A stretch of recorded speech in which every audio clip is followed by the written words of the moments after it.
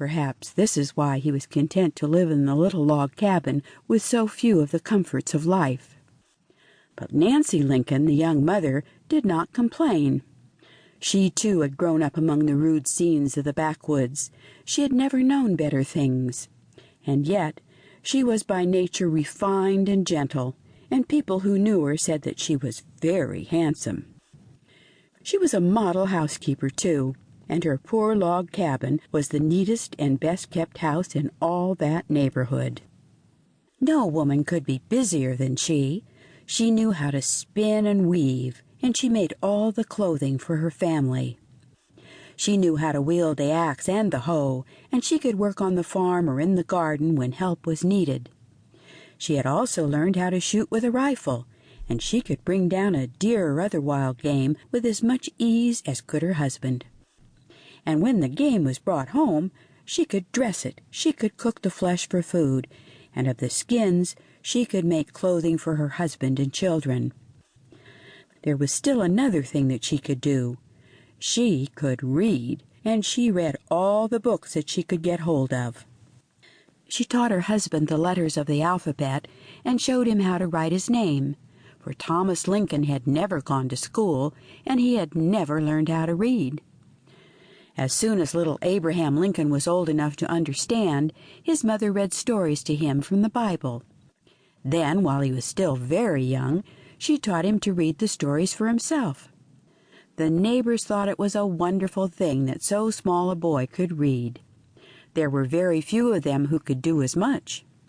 Few of them thought it was of any great use to learn how to read. There were no schoolhouses in that part of Kentucky in those days, and of course there were no public schools. One winter, a traveling schoolmaster came that way. He got leave to use a cabin not far from Mr. Lincoln's, and gave notice that he would teach school for 2 or 3 weeks. The people were too poor to pay him for teaching longer. The name of the schoolmaster was Zachariah Riney. The young people for miles around flocked to the school. Most of them were big boys and girls, and a few were grown-up young men. The only little child was Abraham Lincoln, and he was not yet 5 years old. There was only one book studied at that school, and it was a spelling book. It had some easy reading lessons at the end, but these were not to be read until after every word in the book had been spelled. You can imagine how the big boys and girls felt when Abraham Lincoln proved that he could spell and read better than any of them.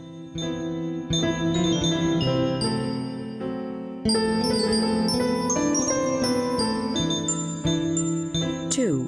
Work and Sorrow. In the autumn, just after Abraham Lincoln was 8 years old, his parents left their Kentucky home and moved to Spencer County in Indiana. It was not yet a year since Indiana had become a state. Land could be bought very cheap, and Mr. Lincoln thought that he could make a good living there for his family. He had heard also that game was plentiful in the Indiana woods. It was not more than 70 or 80 miles from the old home to the new, but it seemed very far indeed, and it was a good many days before the travelers reached their journey's end. Over a part of the way there was no road, and the movers had to cut a path for themselves through the thick woods. The boy, Abraham, was tall and very strong for his age. He already knew how to handle an axe, and few men could shoot with a rifle better than he. He was his father's helper in all kinds of work.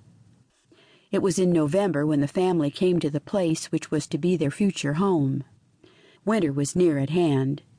There was no house, nor shelter of any kind. What would become of the patient, tired mother and the gentle little sister who had borne themselves so bravely during the long, hard journey? No sooner had the horses been loosed from the wagon than Abraham and his father were at work with their axes. In a short time they had built what they called a camp. This camp was but a rude shed made of poles and thatched with leaves and branches. It was enclosed on 3 sides, so that the chill winds or the driving rains from the north and west could not enter. The 4th side was left open, and in front of it a fire was built. This fire was kept burning all the time. It warmed the